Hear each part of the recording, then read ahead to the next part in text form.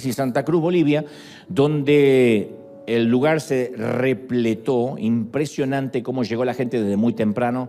Había más de 7.500 personas reunidas allí para una noche estelar única que comenzó a las, si no me equivoco, 8:45, 9 de la noche, terminó pasada la medianoche, un poquito antes de la medianoche, y fue maravilloso. El público boliviano es lindísimo, son gente amorosa. Es muy raro ver Santa Cruz de la Sierra, ¿no? Es un lugar maravilloso porque creo que tiene su gente, su candor, su recibimiento, y yo les prometí enviarles un saludo muy especial a toda la gente de Santa Cruz que nos está mirando, que nos siguen semana tras semana. Y siempre digo que una imagen vale más que 1000 palabras, y estos son los propios, ¿cómo se diría? Santacruceños en Bolivia, ¿sí? Que cruceños, no santacruceños, cruceños. Cruceños, muy bien, gracias por corregirme, muy bien. Cruceños desde Bolivia, ahí va.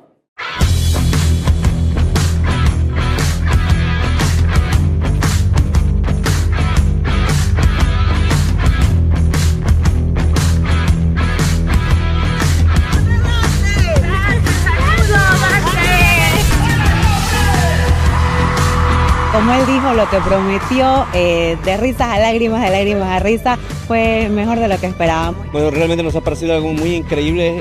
Realmente Dios hace su vida para tocar nuestros corazones y nuestras vidas. De mucha bendición, Dante. Con esto hemos cambiado nuestras vidas para adelante y para bien. Espectacular, porque nos hace conscientes que la vida es una sola y hay que vivirla. Cumplió y más sobre mis expectativas. Esto fue un regalo de mí, para mí. Gracias, Dante, por venir y bendecir también este país, Bolivia. Palabras que nos llegaron al corazón. Realmente hoy fue algo que nos impactó bastante. Fue una experiencia increíble, realmente me siento muy dichosa de haber venido, de haber pasado estos momentos, y es una transformación de vida. Hermoso, excelente, realmente muy emocionada. Yo vengo de la ciudad de Cochabamba a la ciudad de Santa Cruz solo por escuchar tu mensaje. Estar en persona y en vivo en este lugar ha sido una experiencia única. Realmente era lo mejor poder ver en persona. Fabuloso la gente que viene y se da cita de su tiempo para estar en este tipo de eventos y se queda hasta el final, se da cuenta que de verdad lo vale. Saludos a todos los bolivianos. Nos atendieron muy bien. Muy lindo, espectacular. Ojalá que si no nos volvemos a ver, nos volvamos a encontrar algún día en el cielo. Y al día siguiente, temprano, nos fuimos para Paraguay, Asunción, en la sede de la Comebol, y donde también la gente se dio cita desde muy temprano. Es un lugar muy bonito. Esto está pegado al aeropuerto. Allí es justamente la sede, insisto, de la Comebol, de la FIFA, donde toda la Asociación Mundial de Fútbol se suele reunir ahí, los dirigentes, los jugadores. Y es un sitio de muy lujoso, muy bonito, muy atractivo. Y la gente llegó también desde muy temprano, esto fue el jueves, y comenzamos a las 9 de la noche, y también el público paraguayo extraordinario. Prometí mandarles un saludo a todos, fue maravilloso, no cabía un alfiler, estaba todo sold out, vendido desde que lanzamos la fecha, que creo que fue hace casi 3 meses, así que se había agotado en una semana, con mucha gente queriendo otra reunión, otra función, pero fue imposible porque si no, no llegaba a estar aquí el domingo, así que se las debo a los queridos paraguayos. Y otra vez, y ya después de esto sí, después de esto ya te comparto el mensaje de hoy, pero aquí otra vez, una imagen vale más que 1000 palabras en vídeo para todos los paraguayos que están esperando verse en la transmisión. Ahí va.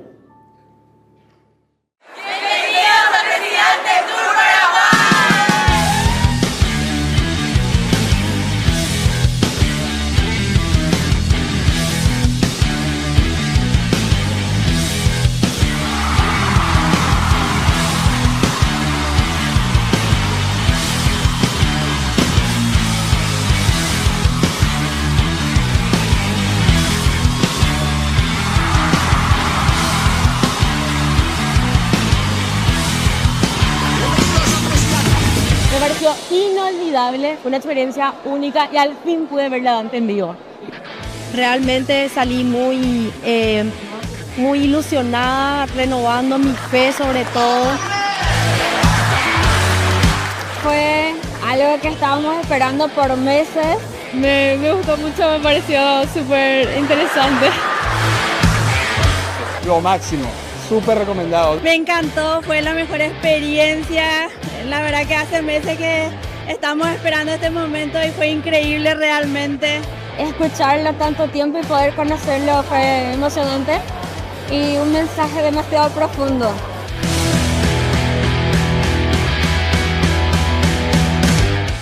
Dante, Haiku, a Willy por estar acá, de verdad fue único, esperé un montón este momento. Amamos realmente muchísimo a Dante Gebel y damos gracias por todo lo que él ha hecho para nuestro país.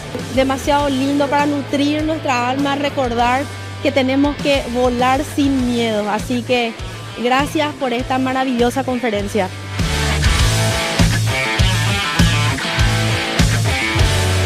Realmente un evento fabuloso, a no afanarse, vivir un día a la vez.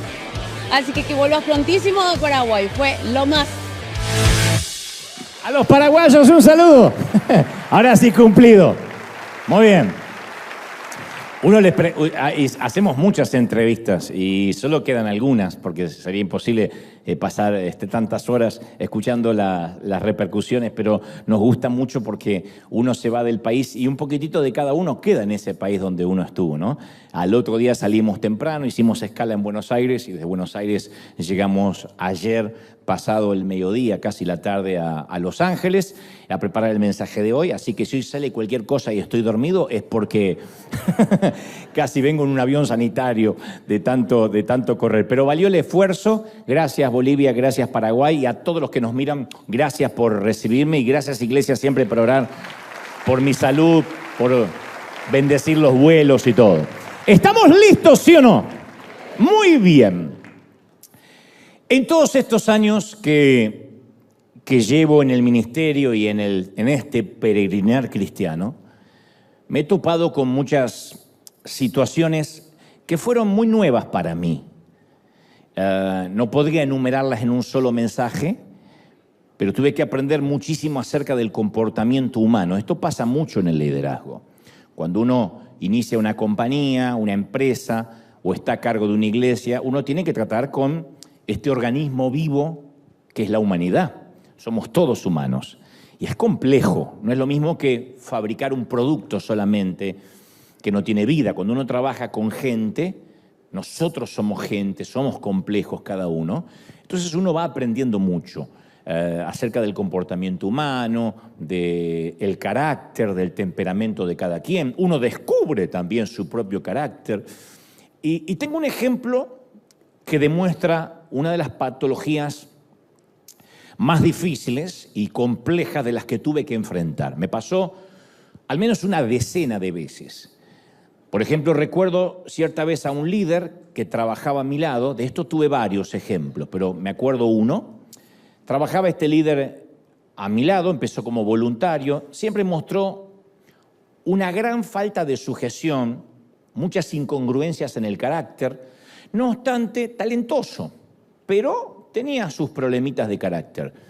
De hecho, inventó una treta para ser contratado, una suerte de mentira, y lo sumamos al equipo, y ya cuando lo sumamos nos dimos cuenta que no estaba capacitado para el puesto al cual él decía que sí lo estaba, para el puesto al cual él aspiraba. Pero ya estaba a bordo, lamentablemente.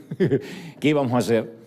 No obstante, en lugar de despedirlo, le asignábamos nuevos puestos ministeriales, nuevos sitios, pero indefectiblemente en todos los sitios terminaba teniendo conflicto con sus pares, con la gente a la cual él estaba a cargo, con sus superiores, con grandes temas de ego, y no lograba integrarse a ningún equipo. Y muchas veces yo me sentía totalmente frustrado, lo he hablado en muchas ocasiones con el resto del equipo, ¿qué hacemos? Pero yo conservaba una luz de esperanza, que esto te habrá pasado con algún empleado si te toca dirigir un grupo de gente o con alguien que está a tu cargo. La esperanza era la posibilidad de poder aconsejarlo, de guiarlo, de pastorearlo. Siempre decía, yo soy el producto de oportunidades. Yo nunca fui lejos de serlo, nunca fui un muchacho perfecto, lo cual me dijeron, wow, lo quiero a bordo, y ofrecía perfección donde iba. Yo traje dolores de cabeza, muchos de mis jefes, mis patrones, mis pastores. Entonces yo decía, tengo que darle la oportunidad si quiere ser pastoreado. Y Dios sabe que no miento, invertí muchísimo tiempo, muchísimo dinero, muchísima energía con él, como casi no lo hice con ningún otro obrero, tratando de hacerle ver que el carácter de un hombre siempre precede a cualquier llamado, a cualquier talento. Que los temas de talento, de oficio se pueden aprender. Las incongruencias de carácter no se cambian de la noche a la mañana. Necesita un proceso, dejarse procesar por Dios. Y notaba que cuando lo aconsejaba, tenía él cierta receptividad. Y decía, sí, tienes razón, tengo que aprender. A los pocos días me llegaban nuevos reportes de incongruencias nuevas y yo volví a invertir horas en aconsejarlo. Alguien de mi equipo me decía, nunca, Dante, te vi con tanta paciencia. De alguna manera, yo me veía reflejado en mi juventud. Él solía decirme, eres mi guía espiritual, eres mi pastor, gracias por tenerme paciencia, Dios está tratando conmigo.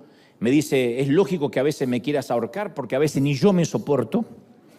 Entonces, de algún modo me daba como, me mostraba una actitud que me daba, insisto, cierta esperanza. Un buen día llegó y me dijo, quiero decirte que Dios me habló y me dijo que tengo que irme de aquí y que ya no escuche más al hombre. Yo dije, Eso, que Dios me habló y dijo que no siga más a un hombre. En otras palabras, yo entendí la indirecta. Soy duro para las metáforas, pero esta la entendí clarito. Él me estaba diciendo, yo ya no estoy dispuesto más a oírte, ni a respetarte como líder, ni a honrarte como mi pastor. Punto, se acabó. En otro ámbito esto nunca hubiese ocurrido. No se lo podría decir al dueño de la fábrica Ford, o de Coca-Cola, o de Apple, pero en términos ministeriales, hay gente que se permite estas licencias. La frase, Dios me habló, no admitía debate alguno. Si acá alguien me dice, Dios me acaba de decir, ¿y yo qué voy a discutir si te habló Dios? A lo mejor es una indigestión con burritos al pastor. Pero cuando alguien me dice, Dios me habló, entonces este muchacho de la noche a la mañana había eliminado cualquier posibilidad de debate, de discusión. Había eliminado la posibilidad de preguntarme, mira, ¿qué opinas de este sentir? Estoy sintiendo esto. Necesitaría el consejo de quien ha estado en los negocios del reino más años que yo, al menos. No digo que necesariamente seas más sabio o más inteligente, pero me llevas ventaja que estás en esto de servir a Dios desde los 17, 18 años. ¿Por qué no oramos juntos respecto a esto que me está pasando? Y entonces me da la oportunidad de decirles bien, mal, opino a favor o en contra. No. Al utilizar la frase Dios me habló, yo ya no tenía la más mínima injerencia para decirle nada más. Porque si Dios le había dicho que no esté bajo el liderazgo de ningún hombre jamás en la vida, que emprenda su propio camino sin estar bajo autoridad, punto final, se acabó la discusión. Creo que fue la plática más cortita que hemos tenido en la vida, duró menos de un minuto. Dios me habló, dije, ok. Se buscó un pequeño grupito de disidentes que lo siguiera, porque siempre hay para un roto, un descosido, decía mi mamá.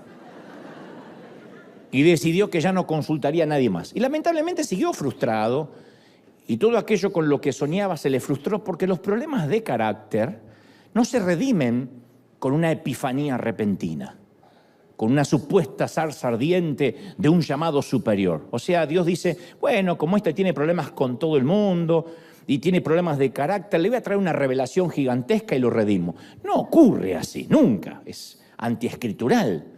Pero este muchacho creía tener el teléfono rojo de Dios. Y justamente fue eso lo que lo condujo al abismo del fracaso, de la frustración. Y de verdad me da mucha pena. No es ironía, me da mucha pena. Porque todo el potencial que tenía o que tiene, si no está pasado por el tamiz, por el colador del carácter, fracasa, porque lo que te sostiene es el carácter. En cualquier orden de la vida. Ni el talento nos puede sostener, ni los dones, ni el llamado, ni la elocuencia, ni el carisma. Lo que nos sostiene a través de la vida en cualquier cosa es el carácter, es el estar parado sobre la roca, el soportar las tormentas, ser piloto de tormenta, en todos los órdenes de la vida. Y esto del teléfono rojo a veces nos da la pauta de, bueno, yo ya tengo la orden directa de Dios.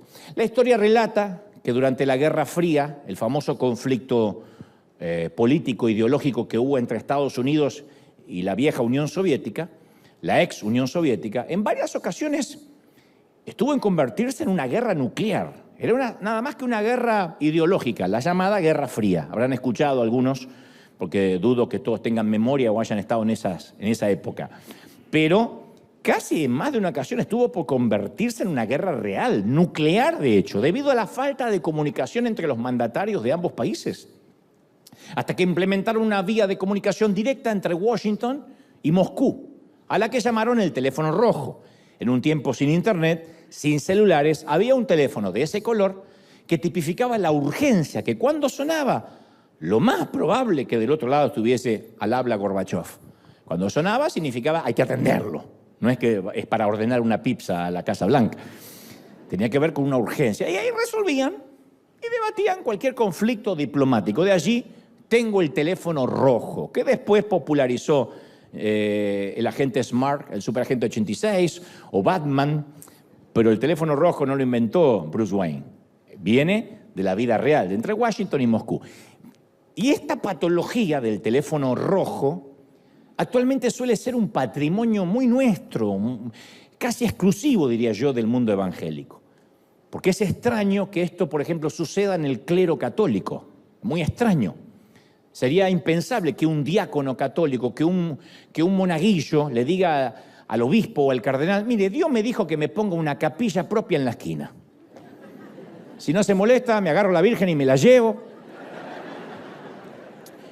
Y yo a partir de ahora no respondo a nadie. Dígale al Papa que no le voy a levantar el teléfono. ¡No pasa! Hay una orden muy clara, hay una línea de mando muy clara, ¿no? Pero entre evangélicos no solemos estar bajo una línea de autoridad muy clara. Y en cuanto algo no nos agrada, alegamos ser los dueños de la franquicia divina y no escuchamos a nadie más. Entonces la iglesia evangélica es el movimiento con más cantidad de divisiones en el mundo. En un mismo barrio, hagan memoria los que han venido de otro país. Capaz que acá perdemos esa conciencia porque la mayoría llega en transporte público o en auto y no sabe qué hay a la vuelta. Pero hagan memoria en nuestros barrios. A veces en un mismo barrio pueden convivir 5 congregaciones evangélicas diferentes. Y 4 de ellas son divisiones de la primera. En un mismo barrio. Este se abrió y el líder de jóvenes se abrió una iglesia. Y el líder de caballeros se abrió otra iglesia. Y la líder se abrió otra iglesia. Y así se van dividiendo y dividiendo. Y como nacen en la división, se siguen dividiendo. Son como las cepas del virus. Se siguen dividiendo. Entonces, si a alguien no le gustó algo que dijo, que hizo, su pastor a la mañana siguiente, Dios le dijo. Dios le dijo que abriera su propio templo. Se acabó. Y si la iglesia donde se congregaba se llama la sana doctrina, él abre la recontrasanísima doctrina.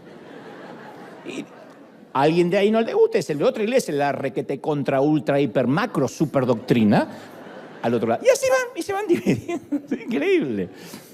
No importa si el tipo que se divide no tiene preparación teológica, no tiene una historia con Dios. Lo de la preparación teológica es debatible, pero la historia con Dios, tener la historia con Dios, alguien que haya caminado con el Señor, alguien que tenga una historia que contar de procesos, que no vive una espiritualidad prestada, ¿no? No importa si no tiene una denominación seria que lo respalde o una junta ejecutiva que de alguna forma lo controle. Lo importante es que tiene un logo, una idea y un Dios me dijo, y así arranca. Y además tiene una esposa que le dice, sí, cariño, tú eres el nuevo ungido mundial. Ya está. No se debate más. Y si bien escrituralmente es cierto que Dios habla de manera directa con cada uno de sus hijos, yo hago mucho énfasis en eso. Yo puedo transmitir lo que creo Dios pone en mi corazón, pero después cada uno debe tener su propia relación con Dios. Yo no creo en eso. Pastor, ¿qué le dice Dios para mí? Preocúpate qué te dice a ti. Cada uno puede tener su propia relación con Dios. Pero nunca eso puede ser una excusa para justificar un deseo propio, un simple capricho. A todos nos gusta que Dios nos hable, pero ni siquiera estamos seguros que sea Dios a veces el que está hablando, y mucho menos sabemos qué hacer con aquello que nos dice. Entonces a veces tomamos con tanta ligereza el Dios me dijo, Dios me habló, así dice el Señor. ¿Cuántas veces nos han dicho así dice el Señor? Y te ponen una carga tan grande, gente que está en el hospital a veces luchando con su salud frágil, y viene un loquito y dice así dice el Señor. Él me dice que algo habrás hecho, por eso te vino este cáncer. Te dan ganas de decirle, internenlo a este porque yo lo voy a matar. ¿Qué es lo que nos hace mal? Si viene un loquito y nos dice, esto le pasó por tal cosa, uno dice, está loco. Pero cuando le agregan, así dice el Señor, eso es lo que después nos deja pensando, ¿será el Señor? ¿Y por qué no me lo dijo a mí? O Dios me mostró. No crean la cantidad de gente que dice, Dante, Dios me mostró que me tienes que regalar un auto. De verdad. Y lo que yo le digo es fenómeno. Apenas Dios me lo diga a mí, te lo mando. Y me dice, sea humilde y obedezca. Bueno, pero Dios no me dijo nada. Estuve con él esta mañana y ni te mencionó y ni me mencionó tu auto. Por eso es la manipulación que ha hecho tanto mal. Y a mí no me deja de asombrar la cantidad de aberraciones e incluso crímenes contra la humanidad que se han hecho a lo largo de la historia, escudado tras esta patología. Hubo gente que cometió atrocidades durante las cruzadas de la Edad Media, durante la Inquisición, en pro de hacer la voluntad de Dios. La Inquisición fue, vamos a hacer la voluntad de Dios. Ellos creían que Dios les había hablado. El propio Hitler decía que Dios le hablaba. El propio Ku Klux Klan usaba la Biblia para justificar su actividad detestable y decía que ellos obedecían a Dios al quemar casas de familias enteras. Claro, obviamente hoy en día nosotros no cometemos crímenes, pero aún así solemos quebrantar periódicamente el segundo mandamiento. No usarás el nombre de Dios en vano. Y cuando dice no usarás el nombre de Dios en vano, no es que nos está diciendo, trata de decir, my gosh. No. No pongas a Dios donde no va. Capaz que no lo hacemos adrede, pero lo hacemos por la sencilla razón que a todos nosotros nos tranquiliza saber que estamos haciendo la voluntad de Dios. Eso es noble. En todos estos años de peregrinar cristiano, yo he notado un patrón, un interrogante en común que todos compartimos. Es el preguntarnos cuál es la voluntad de Dios para mi vida. Eso está bueno, que tengamos esa inquietud. ¿Qué es lo que Dios quiere que yo haga? De hecho, este es uno de mis temas favoritos. De tanto en tanto yo lo vuelvo a traer a colación. Si hay alguien que ahora está diciendo, de esto ya alguna vez predico, sí, a mí me gusta ser monotemático en esto, puesto que es la pregunta más recurrente entre todos los cristianos. Quiero saber si estoy en la voluntad de Dios. Todos de alguna manera queremos saber qué dice Dios. ¿A qué universidad debería ir? ¿Qué carrera debería elegir que Dios preparó para mí?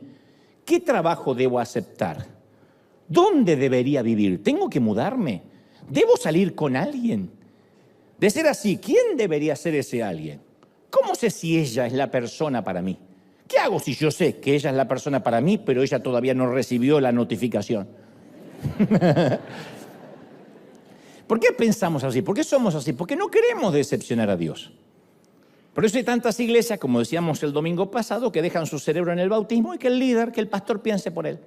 Pastor, ¿con quién me tengo que poner de novio? Esa chica es para ti. Y de alguna forma hasta arreglan casamientos. Es que esa chica es ungida y claro, después el pastor no se va con la chica, el que se va con la muchacha es el caballero o con el muchacho. Entonces, a veces es preferible que piensen por nosotros, que nos digan qué ropa usar, cómo comportarnos, si este trabajo es de Dios, si me puedo ir de vacaciones. Hay gente que le encanta que los dominen y que alguien les maneje la vida, para quitarse la responsabilidad, que lo que están haciendo es voluntad de Dios porque me lo dijo el pastor. Yo no quiero esa carga ni loco. A mí no me pregunte con quién me tengo que casar. ¿Qué sé yo? La que te guste. ¿Qué sé yo? Y cuando me piden la bendición no significa esta bendición va a hacer que todo funcione. Yo te bendigo, pero después no me digan, si usted me bendijo me salió fallada. ¿Yo qué tengo que ver? Yo te bendigo la suegra, pero eso no significa que vaya a ser buena. Entonces, esa es la razón primaria por la que buscamos la voluntad de Dios. Queremos agradarle a Dios, eso es bueno. Pero la voluntad de Dios no funciona de manera lineal, así como nosotros queremos. Manéjame la vida, Señor. Porque puede que tengamos las mejores intenciones, pero la mayoría a veces vivimos sobreespiritualizando cada decisión. Entonces creemos que, por ejemplo, hay solo una voluntad de Dios y todo lo demás es un plan B.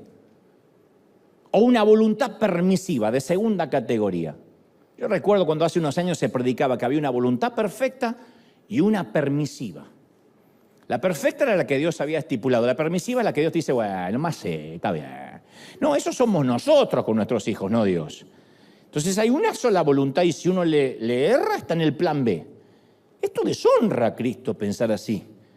Porque, a ver, vamos a razonar. ¿Realmente queremos que Dios nos hable 1000 veces al día sobre cada pequeña decisión que tomamos? Yo creo en estar constantemente en comunión con Dios. Eso es otra cosa. Yo creo en la instrucción de Primera de Tesalonicenses 5:17 que dice, orad sin cesar. Que esto no es arrodillarse 24 horas porque nadie trabajaría, nadie se bañaría, nadie podría tener una vida. Significa estar continuamente en comunión. Y yo creo en tomar decisiones basadas en la palabra de Dios.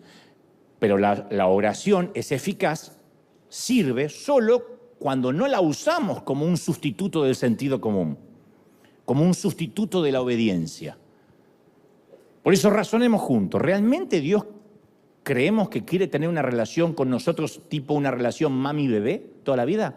Ay, Señor, ¿me lavo los dientes o no? Voy a trabajar y a mí si tengo que trabajar de verdad. ¿Creemos que Dios nos va a tratar así? Al menos que haya una anomalía mental, a menos que haya un raquitismo espiritual, a menos que realmente tengamos un tema de falta de desarrollo. ¿Hay algún padre que quiera tener ese tipo de relación con sus hijos cuando sus hijos son adultos? ¿Te pondría orgulloso que tu hijo de 40 años diga, mamá, ¿qué hago? No conteste, no conteste. Por supuesto que no. En una relación saludable y normal, no. Un padre quiere que su hijo crezca y madure. Si lo tienes que seguir bañando a la edad adulta o limpiándole la cola cuando va al baño a la edad adulta, insisto, es porque tiene un tema, un problema de desarrollo y lo entiendo. Lo haces con amor. Pero si es normal, si es saludable, ¿por qué querrías que tenga una dependencia absoluta? Y parte de la madurez es tomar decisiones independientes en la vida. Esto no quiere decir que ignoramos a Dios o que tomemos grandes decisiones separados de Él, pero sí significa que no necesitamos preguntarle a Dios acerca del color del calzón que hay que usar hoy. Señor, dime, rojo o blanco, guíame. ¿Qué sé yo? Según tu estado de ánimo, si estás alegre el rojo y si estás triste el blanco, lo que quieras. Eso salió, no es que me lo voy a anotar. Si estoy triste, salió, es un chiste. Dios habla, pero nosotros necesitamos madurar. Hebreos 5:13 dice, porque todo el que toma solo leche no está acostumbrado a la palabra de justicia, dice el apóstol, porque es niño. Pero el alimento sólido es para los adultos, los cuales por la práctica tienen los sentidos ejercitados para discernir el bien y el mal. Entonces nosotros somos los que discernimos el bien y el mal y eso agrada a Dios porque para eso nos dio el discernimiento. Entonces necesitamos aprender a madurar en nuestra capacidad de decir a cualquier cosa lo que decidamos hacer mediante el filtro del sentido común y no agregarle el Dios me dijo. Porque la mayoría de las veces que alguien dice Dios me dijo, en realidad eso que Dios cree que le dijo proviene del trasfondo hasta religioso, incluso de la cultura en la cual fuimos formados. Pero nosotros aseguramos que viene de Dios. Yo he contado 1000 veces que cuando yo era pequeñito ayudaba al portero de la iglesia, no había ujieres, había portero, a recibir a la gente y él no dejó entrar a una muchacha que venía con pantalones. Y le dijo, lo peor no fue que le dijo, usted no puede entrar así, porque los códigos de vestimenta acá son distintos. Una locura, una discriminación absoluta. Hasta cierto punto lo podía entender la muchacha y yo que lo estaba escuchando.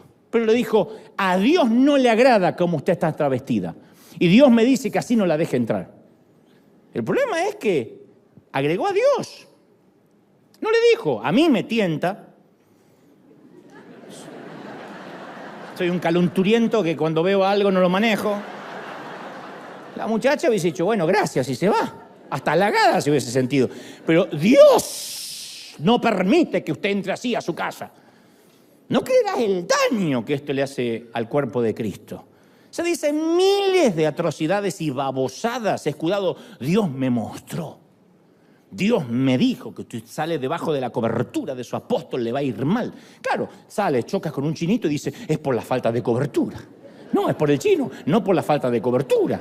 Pero uno empieza, esas palabras no saben el poder que, cuando somos receptivos, el poder que tienen sobre nosotros.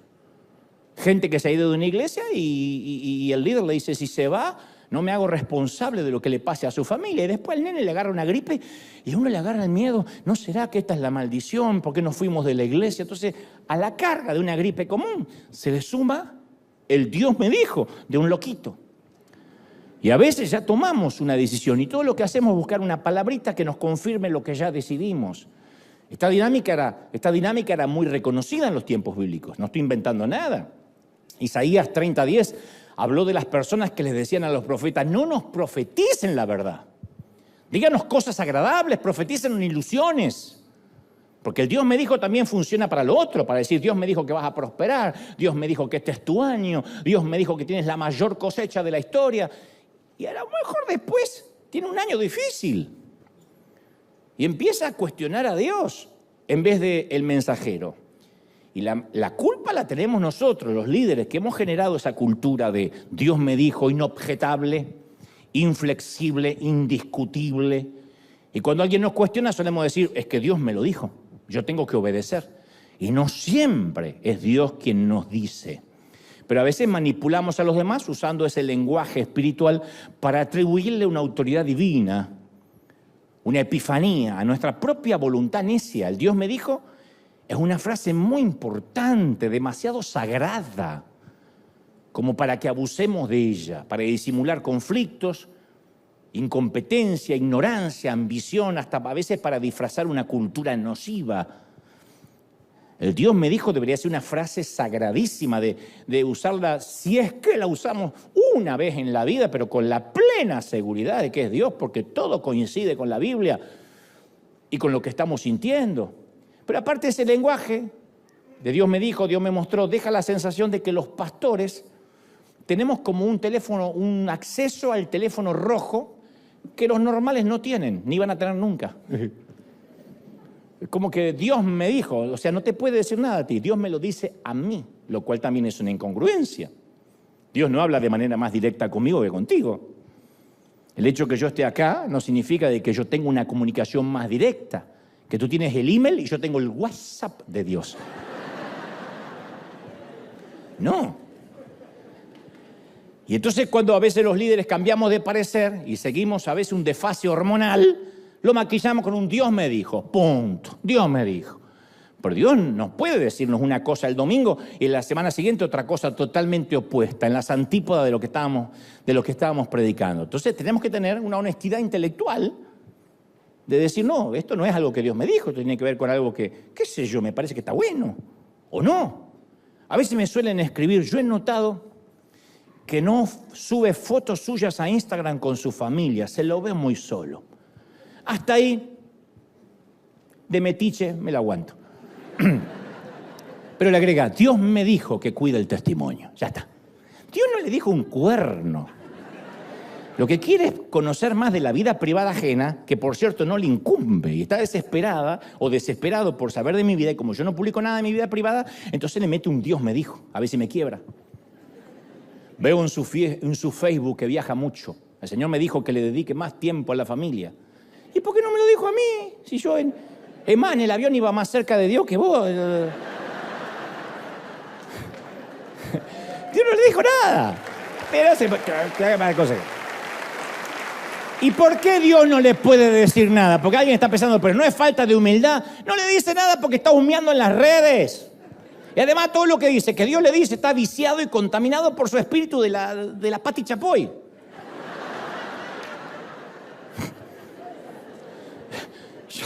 Son chumas que disfrazan su morbosidad con un Dios me dijo para espiritualizar y legalizar y redimir el chismerío barato.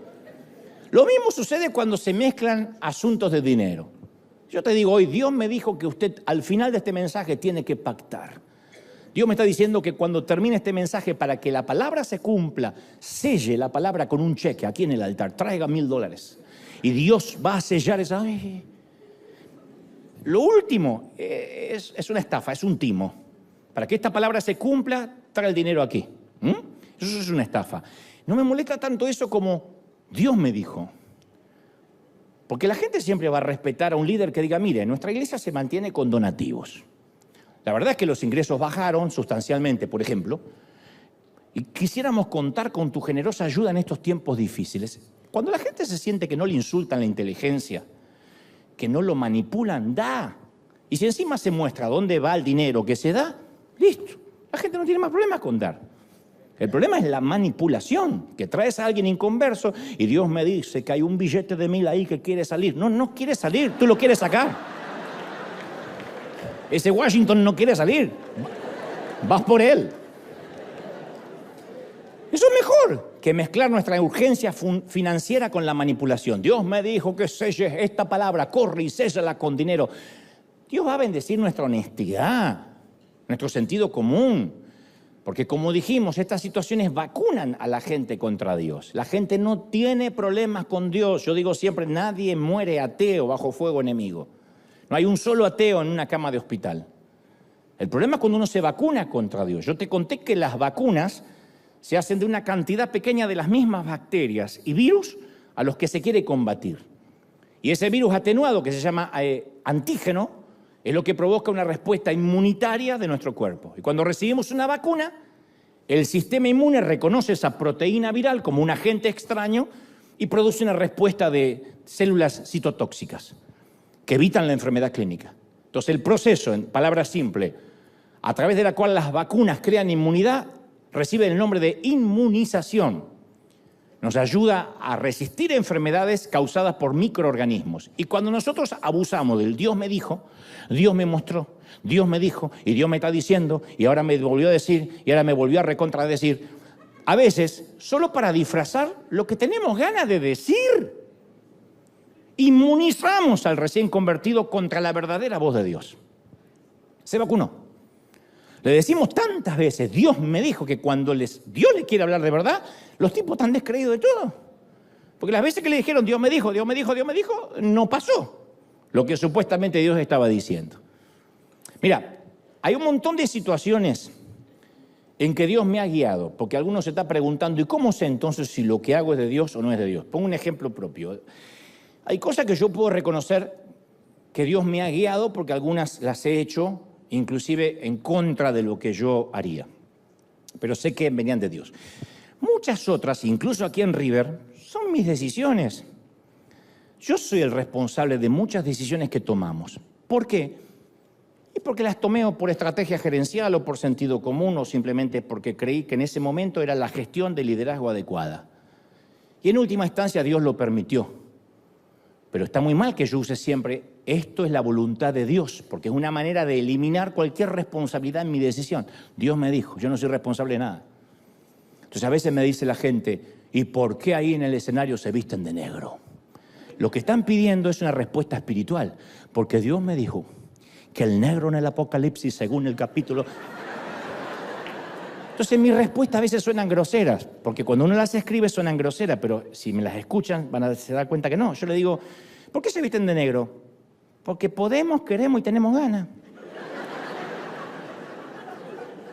¡Qué soberbia! ¡Ya va a caer! ¡Qué soberbia! No, porque no tengo otra explicación. Nunca vino un ángel y le dijo, de negro vistiréis, Ben in black. No pasó. ¿Y por qué usted se viste oscuro? Porque me hace más flaco. ¿Qué explicación teológica le voy a buscar? Porque el oscuro, el azul, el negro es elegante. ¿Qué sé yo? De verdad tengo que ponerle un Dios me dijo. Entonces tiene que que ver con gustos. Y Dios no tiene problema con eso. Tiene problema con el usar su nombre en vano. Por ejemplo, mi responsabilidad es prepararme, capacitarme. ¿Puede Dios utilizar a un burro parlante? Sí. He visto muchos, aparte del de Shrek. Yo he visto a muchos. Los veo a diario. Pero insisto, eso no convierte la ignorancia en una virtud. El que Dios pueda usar un burro no convierte la ignorancia en una cualidad. Entonces no podemos hacer una doctrina de una excepción divina. Ay, Dios usó un burro, por eso Dios me usa así. Un burro usó. Porque si no tendríamos primera de burro, segunda de burro, tercera carta de los burros a los tesalonicenses. Es un burro.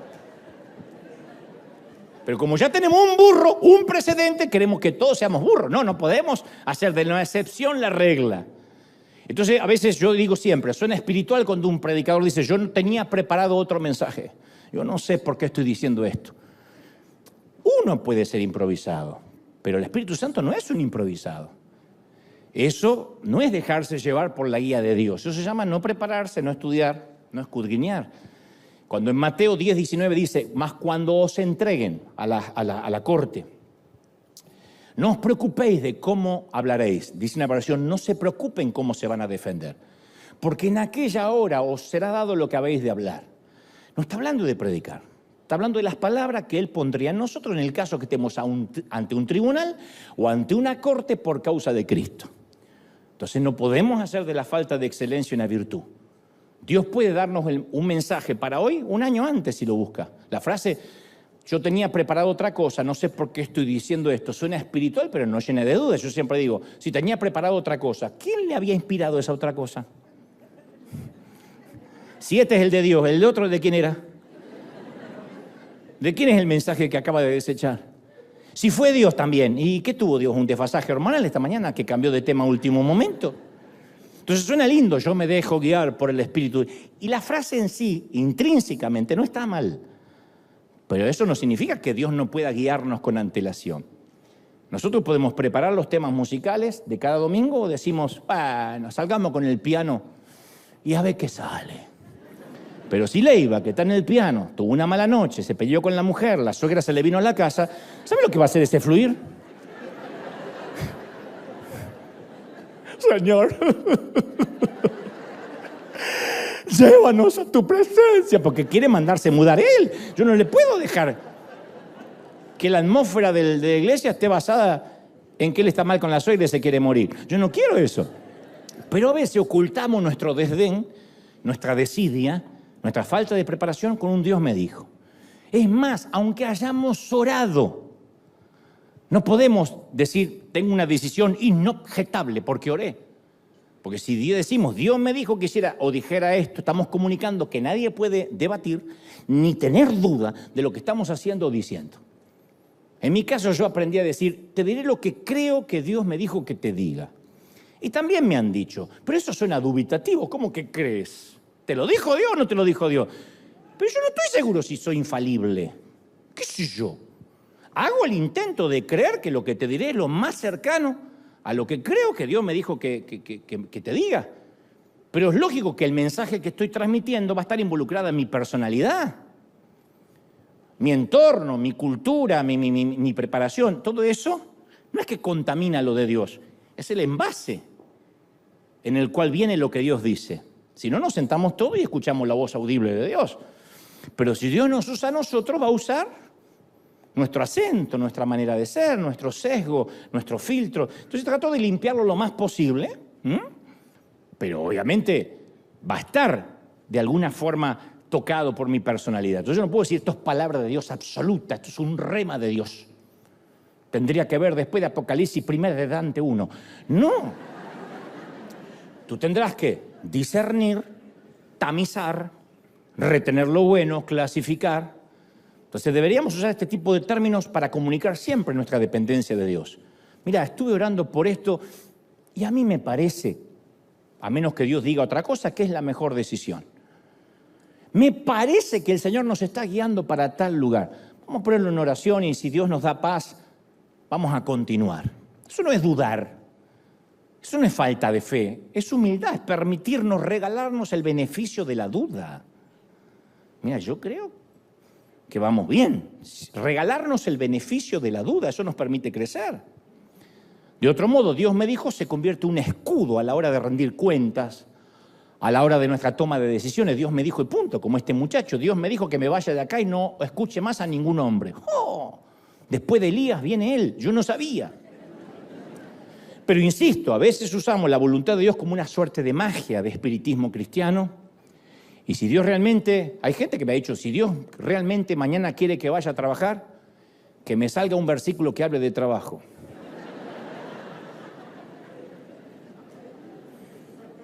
Y al séptimo día Dios descansó. Amén.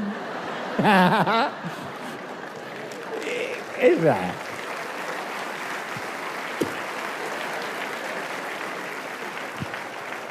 Eso es bibliomancia. O usamos la voluntad de Dios como un intento de negar la realidad, de extorsionar a otros. Yo nací en una cultura donde el muchacho le decía a la chica, no puedes cortar el noviazgo conmigo porque Dios ya me dijo que vas a ser mi esposa. Y la pobre flaca temblando diciendo, tengo que estar con este el resto de mi vida porque Dios lo dijo, Señor. A veces citamos la voluntad de Dios para justificar nuestros excesos personales. Bueno, yo apenas llego a fin de mes, pero Dios me dijo que tenga este auto de alta gama porque cuando le impuse las manos lo declaré mío. Ojalá lo pudieras pagar con imposición de manos. Después cuando no podemos pagarlo, oramos para que Dios borre los discos duros de las computadoras de la sede de nuestra tarjeta de crédito. No va a pasar así, porque Dios no nos va a sacar del lío que nos metimos solitos y menos diciendo que Dios nos dijo que nos metiéramos. Entonces muchas veces cuando en mi caso le preguntaba a Dios si tenía que aceptar una invitación o no. Me invitaban de algunos países, Señor, dime si esta invitación es tuya. Yo recuerdo que oraba durante horas. Y a veces me enfadaba, le decía, Señor, yo lo único que te estoy pidiendo es si tengo que viajar y yo lo voy a hacer. O si me tengo que quedar y cancelar, dime, porque yo no quiero pasarla mal. Suena espiritual, ¿no? Oh, si está aquí Dante es porque Dios le dijo. Pero Dios no me decía nunca nada. Nunca me daba una respuesta clara. Señor, dime. Entonces, después de unos años me di cuenta que yo no estaba buscando la voluntad de Dios para mi vida. Lo que realmente buscaba era librarme de la ansiedad y la responsabilidad de tomar una decisión difícil. Dios es un abridor de puertas, pero no un facilitador celestial, una muleta o un manager lobista. Señor, guíame, Señor. Muchas veces decía, Señor, si esto no es tuyo, que se cancele el viaje. La vida no funciona así. No le va a cancelar el viaje a 300 pasajeros porque yo quiero saber si tengo que viajar o no. Y después que el avión sale y yo me quedé, Señor, para estar bien confirmadito, que se caiga el avión, porque yo así voy a saber si mueren los 300 arriba, sabré de que tú me libraste. La vida no es así, ternurita. La vida es un poquito más compleja.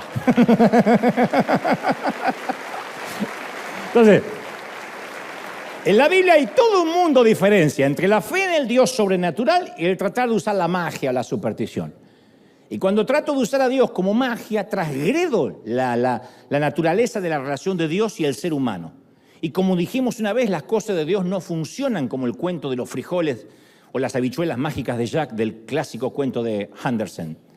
No podemos tragarnos el viejo cuento de decrétalo, confiésalo, repítelo con fe y va a suceder.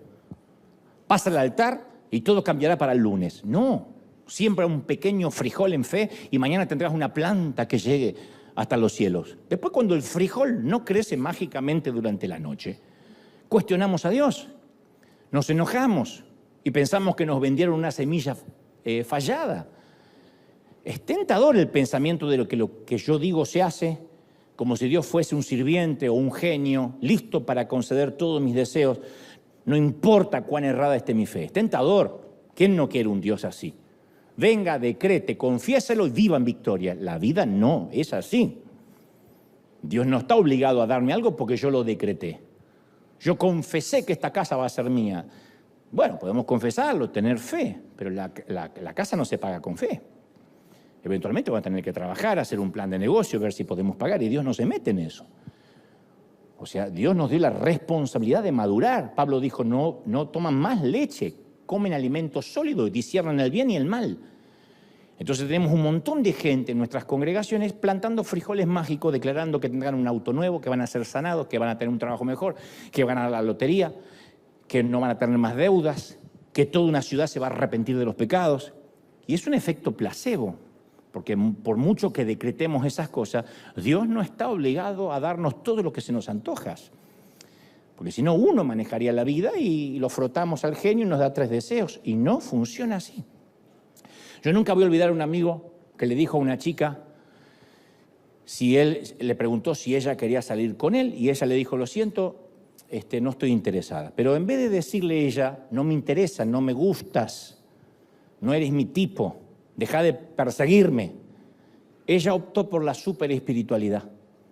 Le dijo, mira, si fuera por mí no habría problema, pero estuve orando y el Espíritu Santo no me da permiso para salir contigo. Pobre flaco. Porque no lo rechazó solo la chica, lo rechazó el Espíritu Santo. Salió reptando, así como quedó como una cucaracha. Y hay un montón de, aunque no lo creas, de hombres y mujeres culpando a Dios por sus decisiones, por sus rupturas amorosas. La voluntad de Dios suele usarse como una excusa a la hora de enfrentar decisiones y relaciones difíciles, como una excusa. Pero ese es el típico lenguaje que deberíamos evitar. Entonces, si no te interesa un noviazgo, no te interesa una relación, hay que decir no, gracias. Pero no le eches la culpa a Dios. Aunque Dios no te dé paz, no digas, es que Dios no me da paz, porque es qué sé yo, es Él que no me deja. Yo andaría revolcado, pero Dios no me deja. No sirve eso. La Escritura no nos dice si hay que vivir en México, en Argentina o en Estados Unidos. No nos dice a qué universidad tenemos que ir, la Biblia. No nos dice si debemos comprar o rentar un departamento. No nos dice si tenemos que casarnos con un cristiano maravilloso llamado Timothy o uno espantoso llamado Nabucodonosor. No nos dice. La Escritura no nos dice qué hacer durante el verano, qué trabajo tomar, dónde comernos una hamburguesa, dónde es más rica. A Dios, claro que le importan los detalles, pero los asuntos importantes para Dios son la compasión, el gozo, la fidelidad, la hospitalidad, el amor, la adoración, la misericordia, la fe, el carácter, no la hamburguesa, el carácter. ¿De qué sirve que una dama le diga, yo le pregunto al Señor todas las mañanas cómo vestirme y después chismee de todo el mundo? A Dios le interesa el carácter, su lengua, no el largo de la falda. Pero nosotros tendemos a enfocarnos siempre en todo lo exterior. Y nos obsesionamos con cosas que Dios no menciona en la Biblia. Y pasamos por alto cosas que ya Dios reveló en la Biblia. De allí se arman los grandes debates cada fin de año si hay que armar o no hay que armar el arbolito de Navidad. ¿Hay que armarlo? No, a mí me han dicho. Una vez en Puerto Rico estaba yo haciendo la fila para subir al avión y había otra fila de otro avión. Y había uno que me miraba con odio. Dicen que cuando uno te mira fijo, la mirada te pega en la nuca. Uno hace así. Yeah. Un boricua. Los boricuas son buena gente, pero este estaba enojado. Y veo que sale de la fila así y viene hacia mí y dije, oh, Jesús. Me dio como cosita. Me dice, ¿usted antes que ver? Sí. ¿Sabe por qué yo creo que usted es un satanista? Así nomás. Y toda la gente estaba alrededor diciendo, oh, mira con quién viajamos, porque estaban todos. Porque usted publicó una foto del arbolito de Navidad. Y usted sabe que esas bolas que cuelgan ahí son las bolas del diablo, me dijo.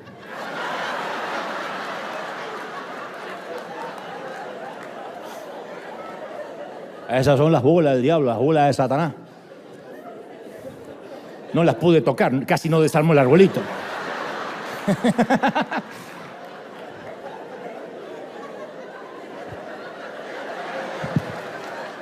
Le dije, amén. ¿De verdad creemos que Dios recorre casa por casa, se mete por la chimenea y ve quién armó el arbolito o no?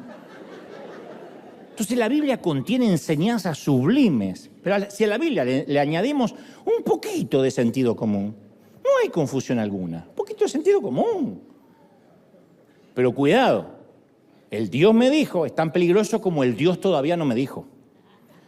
Así como algunos creen tener el teléfono rojo para justificar cualquier cosa, muchos creen que no hacen nada porque no tienen ese teléfono rojo. Hay un montón de cristianos pasivos que se sienten espirituales por no hacer nada. Ese es el otro extremo. La otra punta del espectro. Profesan su inactividad bajo estoy esperando la voluntad de Dios. Y supone que son sensibles, que son pacientes, pero cuando sobreespiritualizamos nuestras decisiones, la pasividad se disfraza de espiritualidad. Entonces hay gente que también es, Señor, dime si tengo que enviar este correo. Dime si tengo que pintar el baño. Señor, ¿me quedo trabajando hasta tarde o me voy temprano? ¿Qué libro quiere que leas esta mañana? ¿Qué capítulo? ¿Tú crees, Señor, que es un buen día para salir a caminar? ¿Me cambio la camiseta? ¿Me dejo la misma? ¿Debo comprarme un cachorrito o prefieres un gato? Y Dios no tiene hijos estúpidos. Perdón, no por ustedes, sino por la gente que me está mirando. Gálatas 5:1 dice, Cristo murió para darnos libertad de la ley. Así que ¿por qué a veces convertimos la voluntad de Dios en otra ley que nos lleva de regreso a la esclavitud? Como que Dios no quiere que salgamos de casa sin que le preguntemos si hay que salir. Dios no quiere robots. Le dio hasta libre albedrío al propio Adán y Eva. Le dio libre albedrío a Lucifer. Dios no quiere robots. No quiere servidores que no le quede otra cosa que servir y que viven preguntándole cada pequeño detalle a Dios. Cuando era pequeño, me acuerdo que mi papá hizo una mala maniobra en su auto y chocamos. No fue un choque mayor, fue un choque menor, pero caramba, yo me lastimé el labio, mi hermano la cabeza. Antiguamente no se usaban cinturones de seguridad en los autos. Y recuerdo que mamá, ahí cuando estábamos todos nerviosos y esperando a la policía, le decía, viejo, te dije, salimos sin orar. Esto pasa cuando salimos sin la bendición de Dios. O sea que encima, mi papá no tenía seguro ni bendición. Entonces, ¿qué? Si los que chocan es porque nunca oran. ¿Cuánta gente hay aquí en la iglesia que ha tenido choques, accidentes? Y no significa que no sean espirituales o ese día no oraron, sino sería completamente arbitrario. Uno ora porque pide la bendición, es lindo orar, uno se siente bien en hablar con su padre, pero no porque esto me asegura un viaje por la autopista sin ningún incidente. Entonces yo he conocido a muchos cristianos paralizados por la inactividad, por la indecisión, y se rehúsan a tomar una decisión sin tener toda la información primero, la certeza completa de que todo va a salir bien. Son los tipos de personas a las cuales el apóstol Pablo tenía en mente cuando le dice en Tesalónicas 5:14, amonesten a los holgazanes, estimulen a los desanimados, ayuden a los débiles y sean pacientes con todos. A veces quiero saber desesperadamente la voluntad de Dios, pero lo que realmente quiero es deshacerme de la angustia de tomar decisiones adultas. Elegir está en el meollo de nuestro ser. Eso nos hace humanos. Elegimos. Cuando realmente elegimos, no tenemos a quién echarle la culpa ni dónde escondernos. Uno elige. De este árbol no vas a comer, elige. Quiero que no comas, después tú elige. ¿Por qué Dios no cercó el árbol? ¿Por qué no le puso alambre púa o lo electrificó? Porque quiero que elijas. Elegir nos estremece. Elegir nos llena de miedo a veces. Pero elegir es fundamental para la personalidad. Dios quiere que aprendamos a elegir bien. Esto puede ser porque de cuando en cuando uno lee la Biblia diciendo, a ver, muéstrame en dónde dice que la voluntad de Dios va a venirme de manera directa. Y no va a aparecer en toda la Biblia, esta es la voluntad de Dios para tu vida respecto a dónde tienes que trabajar. Pablo nunca escribió los 12 pasos para determinar si esta persona es para ti. 5 maneras de discernir cuál es el oficio o la profesión que debes seguir. La Biblia no habla de eso. Lo que sí vemos son frases como esta en Santiago 1:5. Si a alguno de ustedes le falta sabiduría, pídasela a Dios y Él se la va a dar. Pero Dios le da a todos generosamente sin menospreciar a nadie. Sabiduría, ¿para qué? Para decidir. O en Filipenses 1:9, esto es lo que pido en oración, que el amor de ustedes abunden cada vez más en conocimiento, en buen juicio, para que disciernan lo que es mejor. Podemos orar para tener buen juicio. Señor, ayúdame a elegir mi pareja, dame buen juicio, dame discernimiento. No me digas, esta es para ti, y baja la rubia como una Barbie. Gracias, Padre. No tenías una, pero morocha para cambiar si esta no va. No, Dios no abastece. Dios quiere que seamos excelentes escogedores. Pero a veces tenemos tantas opciones que en lugar de producir elección nos produce parálisis. Tenemos más películas disponibles de las que jamás vieron nuestros padres en toda su vida. ¿Viste? Ahí tenés una. Y sin embargo, ¿no les pasa que no encuentran una? No hay nada. En Netflix no hay nada. Ya me vi todo. ¿En serio? Mi papá esperaba una película que la pasaban a las 8 de la noche los lunes en blanco y negro. Se hubiese vuelto loco con las opciones que tenemos en Netflix, en Hulu, en Prime, en HBO. Tenemos todo. Y nuestro mundo es un gran buffet de elecciones y eso nos está haciendo morir de hambre. Tenemos tanto que al final no elegimos nada. Y nos hemos vuelto adictos a la elección. Entonces, como no somos capaces de elegir, preferimos que Dios elija por mí. Señor, elige, elige. Y Dios no elige. Te digo algo más, otra razón por la que queremos a veces conocer la voluntad de Dios es por cobardía. Porque hay toda una generación de cristal que no quiere correr ningún tipo de riesgo, no soporta la frustración. Y oran, Señor, ¿qué debo hacer para que no me pase nada malo, para que no tenga que enfrentar ningún fracaso? Guíame. Quieren estar seguros de que la vida les va a sonreír. Quieren que Dios les diga qué hacer para que todo les salga bien y si algo les sale mal, como son de cristal, se rompen. Dime con quién me debo casar, Señor. Dime dónde vivir, qué universidad debo ir. Muéstrame el futuro, no quiero arriesgarme. Es una generación que no quiere correr riesgo y el camino de Dios no es la de la generación de cristal, es el de la sabiduría. Entonces tenemos que dejar de pedirle a Dios que nos revele el futuro y que elimine el riesgo de nuestras vidas, porque hay muchísima gente que cree que si está en la perfecta voluntad de Dios, la vida le va a ser fácil. ¿En serio? ¿De verdad? No, es que si yo elijo la pareja adecuada, si Dios me da la adecuada para mí, el matrimonio va a ser fácil.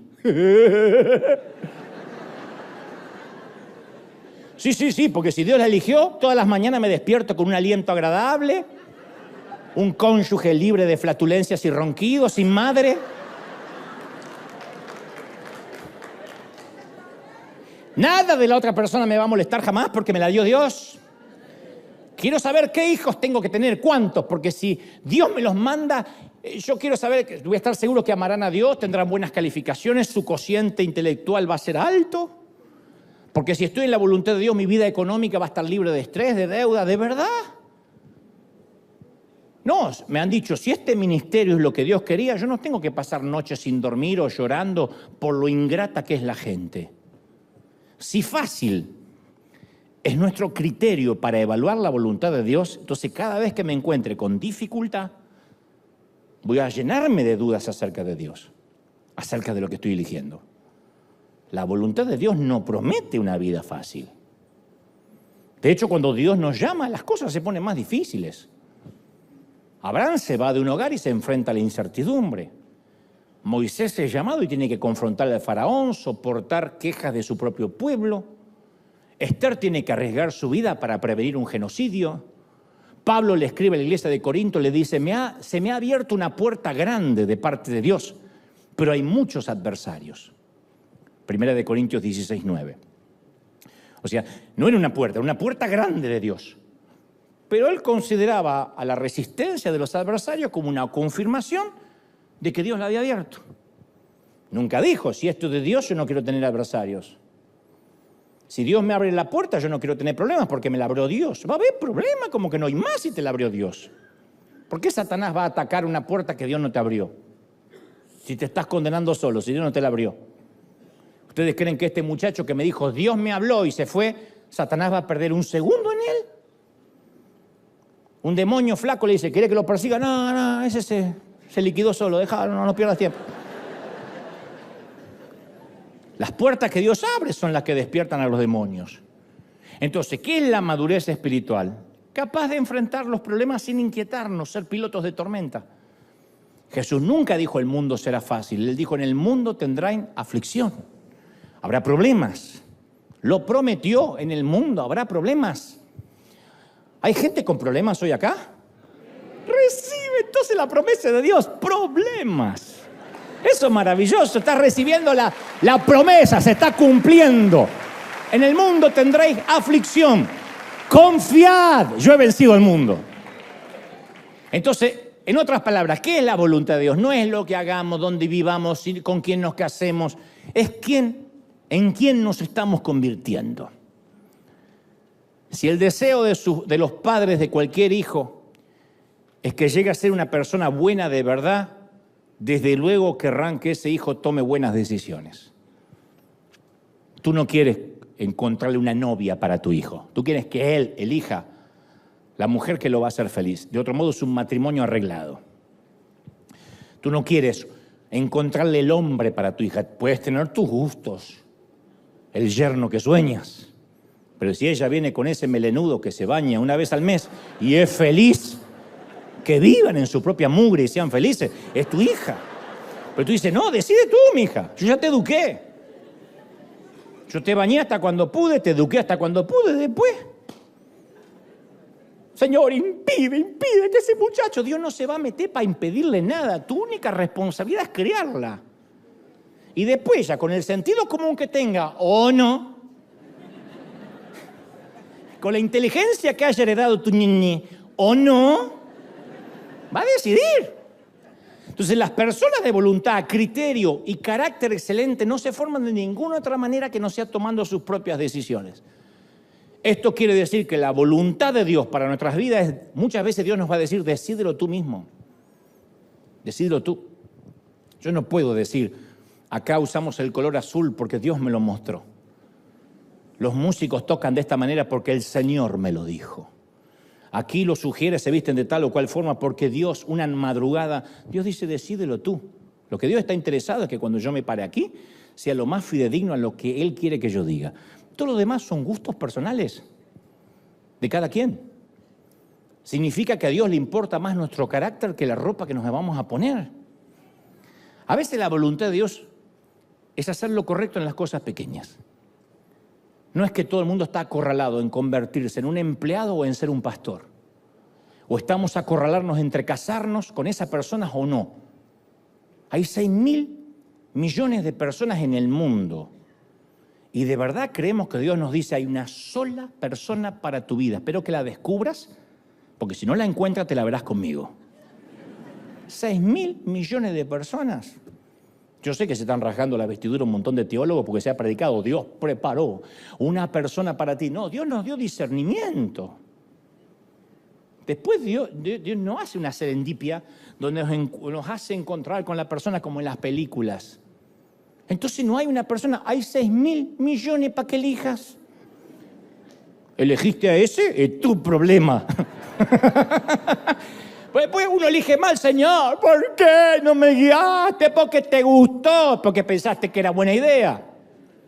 Ahora, ¿uno puede usar el discernimiento? Claro que sí. Señor, ayúdame a elegir bien. Pero a veces le imponemos nuestras limitaciones a Dios. A mí me vuelven loco diciéndome que me decida. O eres predicador o artista, decídete. O comediante o siervo, me dijeron otro día. O pastor o rockstar, ¿qué eres? ¿Por qué Dios nos daría diferentes dones y tenemos que usar uno solo? Solamente porque hay otra gente que no puede caminar y masticar chicle a la vez. ¿Por qué? Viste que hay gente que saca el chicle y camina, pero Dios te bendiga ya tú.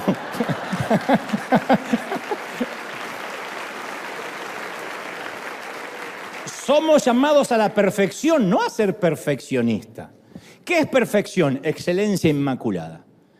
En cambio, el perfeccionismo es un trastorno obsesivo compulsivo. Y la Biblia dice que Dios es perfecto, no un perfeccionista. Si hay una sola manera correcta de hacer a una persona. ¿Por qué somos tan diferentes? Miren lo distinto que somos. Color de piel, tez, rostro. Si hay una sola forma de ser el ser humano, ¿qué somos? ¿Todos defectuosos? Debe haber una sola forma y todo lo demás cambiamos. No hay una sola forma. La vida no es un juego en el que constantemente hay que adivinar debajo de qué vaso está la pelotita. Y si me equivoco, ¡ay, estoy fuera de la voluntad de Dios! No. Eso es vivir bajo una presión constante, devastadora de adivinar qué tengo que hacer hoy. En el Edén había un árbol inapropiado. Un árbol que no podían comer, ¿se acuerdan? No porque estuvieron en el Edén, sino porque lo leyeron, ¿se acuerdan? De todos los demás podían comer libremente, de cualquier árbol. No le dijo, yo te voy a dar una lista, una dieta. Arrancas a la mañana por las cerezas, pasa por los higos. Ni se te ocurra en ayuna saltarte a los tomates. No, come libremente. No tenían que levantarse a la mañana y averiguar cuál era el árbol correcto. Había uno que no. Pero después le dio un montón de opciones. A Dios le encantan las opciones porque las opciones desarrollan nuestro carácter. ¿Me siguen, sí o no? Entonces, la Biblia tiene una palabra para las personas que eligen bien y esa palabra es sabio. En la Biblia la sabiduría no es lo mismo que tener un cociente intelectual elevado, ni está restringida a las personas que tienen títulos formativos académicos superiores. La sabiduría es el arte de elegir bien. Salomón dijo, yo te ruego que le des a tu siervo, oraba por él mismo, discernimiento para gobernar a tu pueblo y sabiduría para distinguir el bien y el mal. Oh, ¿qué más queremos? Después agrega, de lo contrario, ¿quién va a poder gobernar este pueblo sin sabiduría? Primera de Reyes 3:9. La primera decisión gubernamental de Salomón fue pedir sabiduría. Y eso iba a guiar todas sus otras decisiones. Y a Dios le encantó el pedido. Le encantó, dijo, porque pediste esto, te voy a dar todo. Riquezas, salud, porque pediste sabiduría. La mayor diferencia entre las personas que en la vida prosperan y las que no es la salud, no es el dinero, no son los contactos, las apariencias, es la sabiduría de tomar buenas decisiones. La oración y buscar la voluntad de Dios es eficaz cuando no la usamos como un reemplazo o un sustituto de la obediencia. Hay cosas que hay que obedecer. No hay que preocuparse por conseguir el teléfono rojo, hay que enfocarse en obedecer lo que ya nos dejó en las Escrituras. El que quiere cosechar, que siembre. No hace falta una voz de Dios. Pero yo no me gusta sembrar. Bueno, el que no trabaje, que no coma. El que no siembre, que no coseche. Es una ley natural. No sales a trabajar, no comes. Por más que después ruegues y ores y ayunes, no trabajas, no comas. Eso es una ley. Eliges mal, tienes consecuencias. El pecado trae consecuencias. ¿Puedes elegir pecar? Sí, va a tener consecuencias. Aunque luego te arrepientas, es posible que vivas las consecuencias. Entonces, cuando uno deja de buscar el teléfono rojo y empieza a obedecer, la voluntad es orgánica, la voluntad de Dios. Estamos en el centro mismo de la voluntad de Dios. No hace falta esforzarnos. ¿Estoy siendo claro lo que trato de decir, sí o no? Uno vive haciendo lo que tiene que hacer. ¿Se acuerdan nuestros abuelos? Yo tenía una abuela, la alemana, la Oma, que le había salido de la guerra, pobrecita. Había tenido una vida, de chiquitita trabajó mucho, la mamá de mi papá. Y yo la conocí y hablaba mucho con ella, porque dormía en mi habitación. Me encajaron la abuela y ahí estaba con la abuela. Después que me traumé bastante, empecé a hablar con ella. Y le decía, abuela, ¿y cómo usted sabe? Porque ella creía mucho en Dios. ¿Cómo usted sabe lo que tenía que hacer? Y usted oraba mucho. Y ella siempre decía así, sabiduría muy folclórica, muy básica, de abuela, de mamá. Decía, ¿y qué sé yo, Dantecito? Yo hacía lo que tenía que hacer. Yo no tenía tiempo de levantarme a la mañana, Señor, ¿qué hago? Si yo no me levantaba y mandaba a tu padre y a sus hermanos a levantar la cosecha, nosotros no comíamos. No importaba si había escarcha, frío, si llovía, si tenían zapatos o no tenían zapatos. A tu papá le envolvía las patas con trapos porque no teníamos zapatilla. Y salía a levantar. Entonces usted no tenía tiempo para orar y había que ordeñar la vaca. Y si no ordeñamos la vaca no había leche. Y después había que matar una gallinita, un pollo, un chancho, un puerco en el mejor de los casos, para poder comer. Pero a mí lo que me gustaba de ella no es que decía, yo no soy una mujer de oración. Ella decía, a veces una mujer tiene que hacer lo que tiene que hacer. Y a veces un hombre tiene que hacer lo que tiene que hacer. Y dejar de ser tan cobardes. ¿Qué quiere Dios? ¿Qué me dice? Dame una señal, muéstrame. Si esto es tuyo, que en el cielo aparezca. Dios dice, vamos, crece, madura. Usa las herramientas que te di. Nunca nos vamos a equivocar por amar de más. Cuando damos, cuando sembramos, yo nunca estoy fijándome que los que estén pidiendo, necesitando, no sean unos timadores, no sean unos sinvergüenzas. Pero cuando es gente que es necesitada, nosotros no tenemos que orar, Señor, esta gente es tuya, habrá que mandarle dinero, ¿será que habrá que moverle la casa? ¿Será que esto es tuyo? Porque nunca voy a llegar al cielo y Dios me va a decir, amaste más que yo. Fuiste más misericordioso que mi hijo. Así, nunca me voy a equivocar por amar, nunca me voy a equivocar por dar. ¿Qué voy a perder? Al contrario. Y mientras voy acumulando depósitos. Entonces un hombre tiene que hacer lo que tiene que hacer. Saber discernir el bien, el mal y quitarse la presión de encima. Esto es de Dios, no, esto no es de Dios. Si hay aquí gente soltera o mirándonos diciendo es que yo no quiero equivocarme. Bueno, es la pregunta que se ha hecho la humanidad toda la vida. Vas a tener que orar y discernir bien. Pero Dios no se va a meter en tu gusto. Dios no se va a meter en tu elección. ¿Qué oficio Dios quiere para mí? El que quieras estudiar, el que veas que te salga fácil. Eso es lo que Dios implementó desde el vientre de tu madre. Descubrir que corre por tus genes, si eres creativo, si eres matemático. Pero Dios no te va. Este es el oficio que tengo para ti. Dios sabe que quiere lo mejor para ti como todo padre, pero nos dio independencia, vida adulta y madurez. ¿Estamos dispuestos a eso, sí o no? Vamos a celebrar al Señor.